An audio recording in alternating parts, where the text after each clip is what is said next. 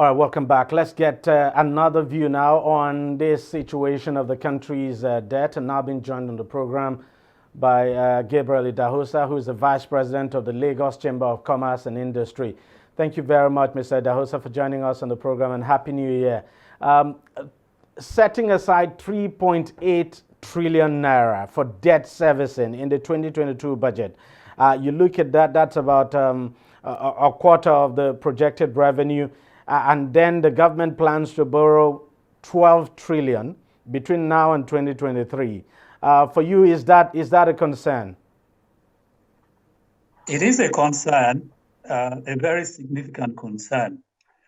Not so much because it's too much relative to the GDP of the country, but it's essentially because as a country, we are not generating enough revenue to conveniently pay the current debts and the future debts that are planned out of our revenues in a manner that enables us to have sufficient revenue to deal with all the other major operational and capital aspirations of the country. So the concern is essentially the capacity to pay, not so much the size of the debt relative to our GDP, which is still comfortable by general international benchmarks. That's really the source. I have actually heard so much about this, the capacity of the country to pay. And we keep talking about this. But those who are borrowing us this money are really not talking about the issue of our capacity to repay the debts. For them, it seems they are seeing that we can actually repay the debt. So why are we so bothered here in this country? If those we're borrowing from are really not concerned, for them they're just not seeing it from that light. Because if they are seeing it from that light, maybe they wouldn't be borrowing us money. Okay, so that's really the question that unveils the situation perhaps for us as Nigerians. The people lending us the money know that we do not generate sufficient revenues year on year to pay these debts. But they know that we have oil in the ground, and they know that they can always use our oil in the ground and our daily production as collateral. And so, essentially, they are taking a good part of our lunch up front, knowing that we are not generating enough money otherwise to buy the lunch for everyone. But they see the size of lunch that we are guaranteed by way of daily income from oil production. They see how much barrels of oil are under the ground. And they say, well, even these people, if they cannot feed themselves and take care of their hospitals, they still have a lot of oil under the ground. They are producing X amount of barrels per day. Out of X amount of barrels per day, Y is already mortgaged to some other lenders. There's still X minus Y barrels per day available to be mortgaged to us. So why not let Nigeria money? So really, that question really brings out that seeming dilemma among Nigerians. Why are they lending us money when they know that we don't have the capacity to pay from our current revenues? They are looking at the assets that can easily convert to cash flows for them, whether it is the gold under the oil under the ground, whether it's gold or other minerals that they can easily latch on to get themselves paid in the future. If we don't pay, they can see ways they can get paid. All they need to do is to structure these loans. In other words, what you're essentially saying is that they can see the revenue, the angles that the revenue will come from. So it's like we actually have the means to pay back. If they are seeing all of these revenue sources, and that's the reason why they are lending to us, so why should we be worried? Well, the only reason you will worry is that by the time you are going to pay those debts in 5-10 years' time, your children, my children, will not have those same resources to improve their quality of life. The question is this, sir. We have big aspirations. Look, we want the best. We want the infrastructure of this country to compete with what you have well, should I use the developed world now? We want rail infrastructure, standard rail, first class rail. We want first class infrastructure. Do we then suspend, putting this infrastructure in place until when we're able to raise the money to do so? If we did that, then what legacy and what exactly would we be leaving for the generations that you talked about who would be coming after us? Very simple question, Deji. And this is not theory. It is not some high-sounding World Bank or consultant speculation.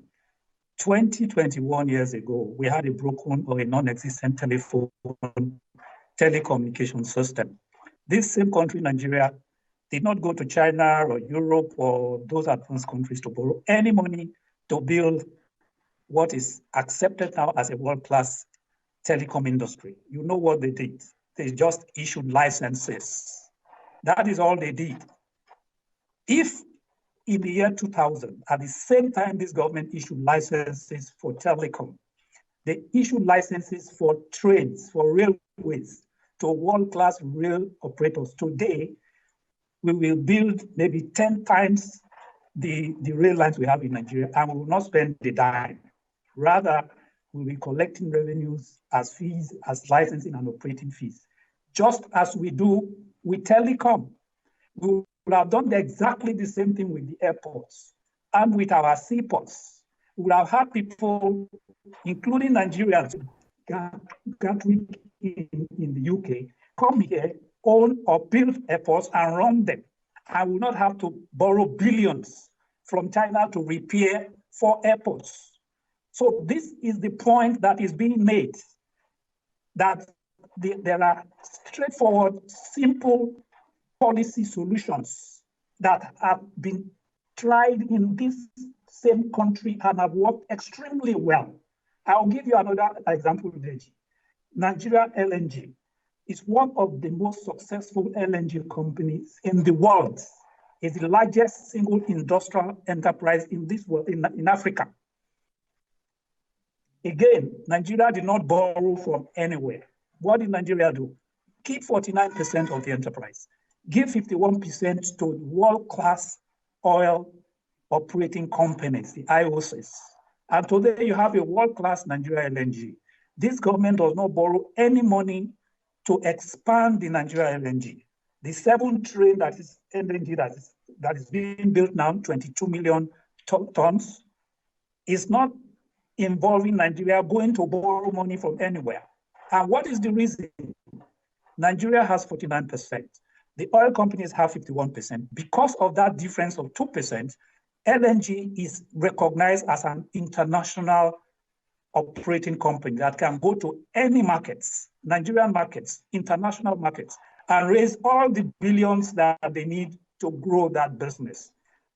Nigeria LNG today is the highest taxpayer to the federal government, is the highest payer of dividends to NNPC. In fact, it's perhaps the highest exporter of both commodities, that is gas, and services through the Bonny Shipping Transport Company owned by Nigeria LNG. So these are the facts that we already have. We don't need a consultant to tell us that there are options, there are solutions to these things. That just borrowing and borrowing and borrowing, it's not even something that is a silver bullet that we ever needed. If we just open our eyes to the policy options that have succeeded eminently in this country, crafted by Nigerians in the same government at the time, the so-called super pamsets of that generation, who crafted the policies that produced the Nigeria LNG, and the government that had the clear foresight to license telecom companies. And what the business sector and the observers of the economy is saying, just do what you have done before in those 2 sectors, in those 2 cases. And our generations, in fact, the generations of Nigerians in the next 100, 200 years will continue to gain income from Nigeria LNG. because gas is still a transition energy. It's going to be here for a very long time. That's quite true. That's quite true. Nigeria- And I fully agree with you, sir. I fully agree with you. But of course, we'll just need to put the right policies in place to be able to attract the kind of investment that you envisage. But all the same, thank you very much, Mr. Idahosa, for joining us on the program and for your wonderful contributions there. Thank you, DEJI. All right. Well, that's how much we can take on the program this week. Thank you very much for watching. I'll see you again next week. Happy New Year and bye-bye.